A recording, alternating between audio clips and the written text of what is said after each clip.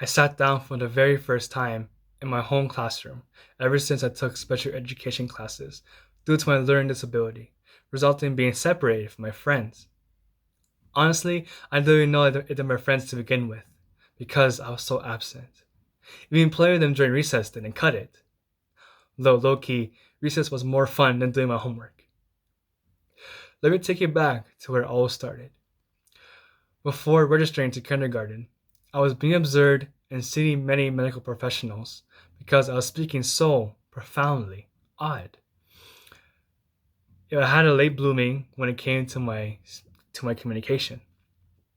My parents told me one particular story that when I wanted Coca-Cola, I was saying Bappany, Bappany, Bappany, like the girl's name Daphne.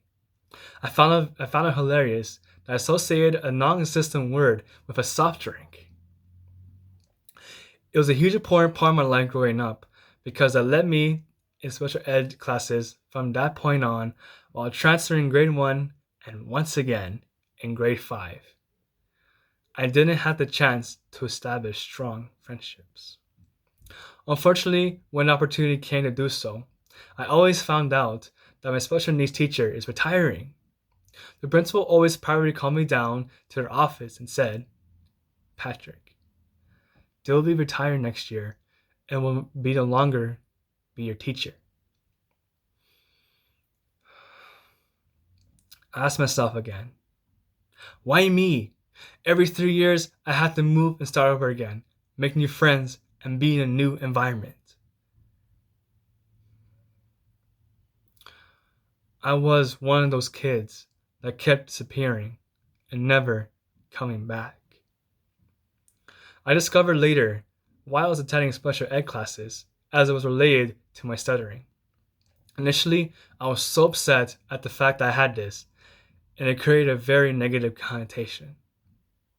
It was all recorded in my IEP, also known as an individual education plan. Once I started to invest in my time reading the comments of my IEP, it was that moment I was absorbing feedback in a positive way. With everything going on in my life as a young child, it was all towards my success and getting better grades and putting effort to the classes and giving it my all. I knew it didn't define me as an individual, and I was determined to be the best version of myself without any assistance. The self-acceptance of my learning disability solidified the foundation into a wonderful journey ahead. When it came to my final year at elementary school, I want to remain here and graduate here with everyone else. I made it happen. With a consultation of my mother and the school principal at that time, I decided on my own to be in my home classroom and opt out of special ed. It was a transforming decision that brought the best joy to my life. The first day of school came, waking up, getting ready, actually, but patiently waiting for the school bus, my backpack, and necessary supplies. Entering the bus on a lovely sunny morning and exiting out, seeing all of my classmates. As I was called to my home classroom for the very first time, it was coming true.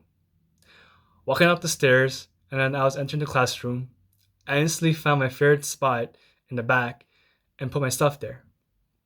And then I found my desk of my liking. As I sat there, looking out the window, time stopped for a few seconds.